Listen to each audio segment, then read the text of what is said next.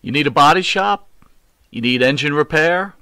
Auto Excellence, Collision Specialists, 631-261-6420.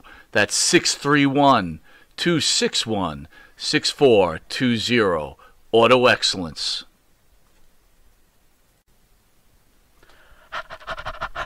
That's right, folks. Canine Corral for all your dog daycare and overnight care. Call 631-549-1544. That's 631-549-1544.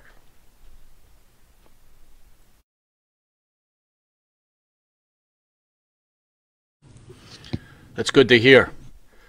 So, being that we're old school, recently Sasha Banks and Naomi walked out of Raw because they were unhappy with the storyline. What are your thoughts and what are your feelings about that and the state that the character or the athlete can just decide they're going to walk out on their contract? That part, and again, so right, all we have is so far, I think, as far as if I'm caught up on it, we just have the side of that they walked out, they dropped the belts on Ace's desk or whatever it was, and they left. I don't think we've heard from Sasha and Naomi since, for whatever reason. I tend to think, like a lot of people, it's still a work, but I don't think it is.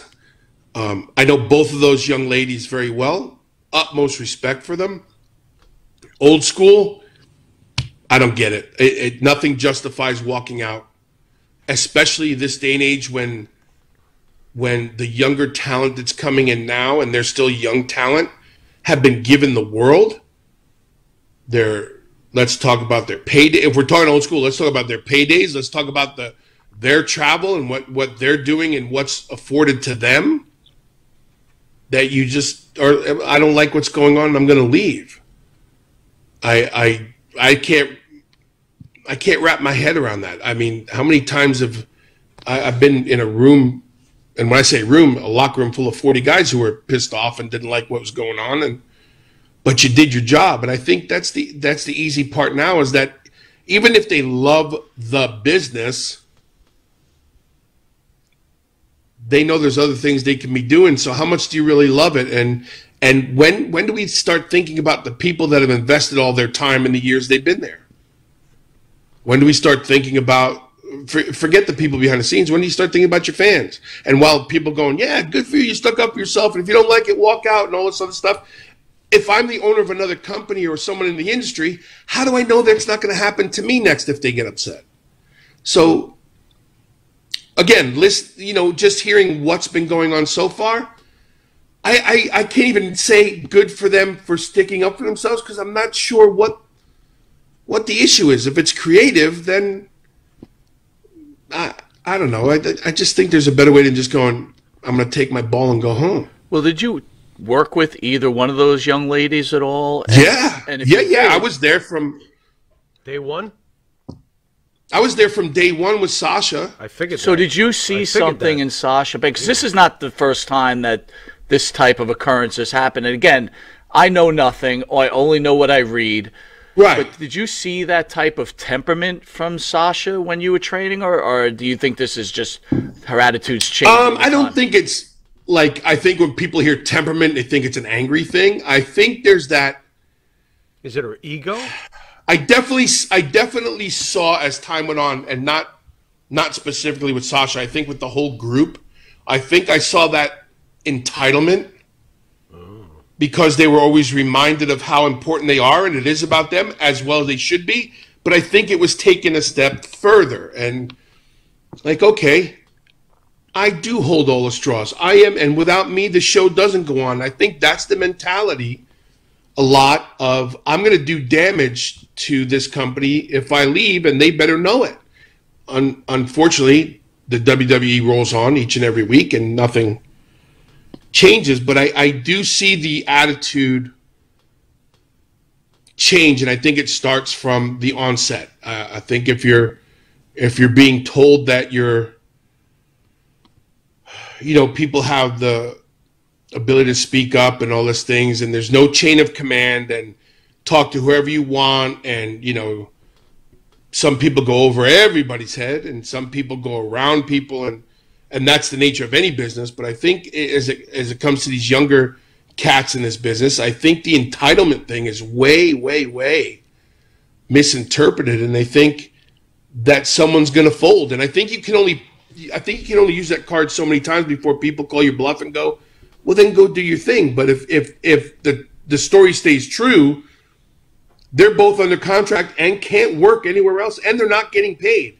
And now they're getting hit in the pocketbook with no merchandise and everything else. So as good as you are and as much as you're loved in the wrestling universe, sooner or later you've got to decide what you're going to do. And as anybody else, you know, if they strike while the iron's hot and their names are still hot, that's good. But what happens if it goes on for a while and now there's other people who've come up from behind you that are just as good or more loyal, if that's the word you want to use? But I'm not a fan of walking out. I think if you have a conversation, you don't come to terms.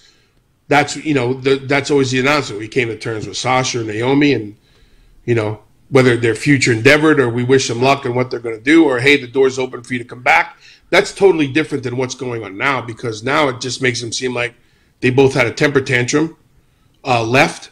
And while people are like, yeah, good for you, screw them, now they got to be thinking, well, the air's kind of out of the balloon and no one's really talking about us anymore. And what have we done?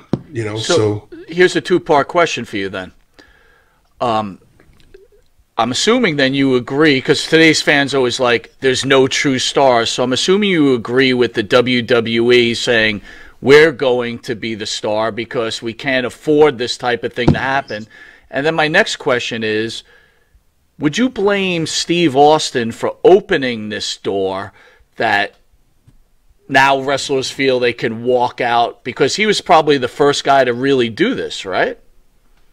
Yeah, but I feel like people are using the Steve walkout as a justification.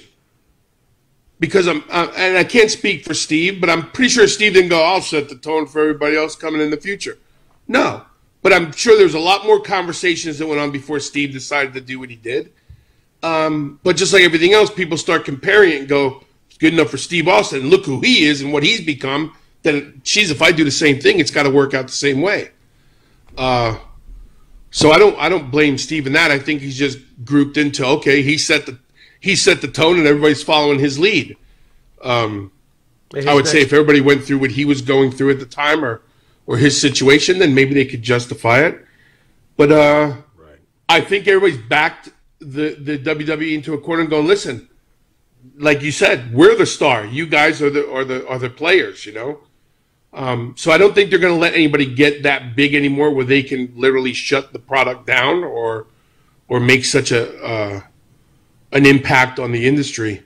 It was great news for a bunch of weeks, and I really don't hear too much about it anymore. But I don't think there's a comparison, and I think, you know, no disrespect to anybody, but you can't compare Sasha and Naomi to Steve Austin anyway. So completely agree. On top of it, when Steve walked out, he didn't come back for 20 years. It's not like he jumped to the competition. It took him 20 years to get back in the race. His loyalty was clearly still with Vince McMahon. Obviously, he was just and I wasn't there, but I'm pretty sure it was a face-to-face conversation. Whether it was a bunch of cussing each other out or you know, screw you, or whatever, it was a face-to-face. It wasn't like here's your strap and I'm leaving. I mean, I'm from what I understand, he made it pretty clear what was going to happen. Bill, I gotta throw this.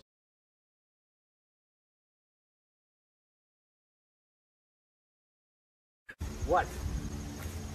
Yeah. No, I'm behaving myself. No, I'm not playing in abandoned buildings. What?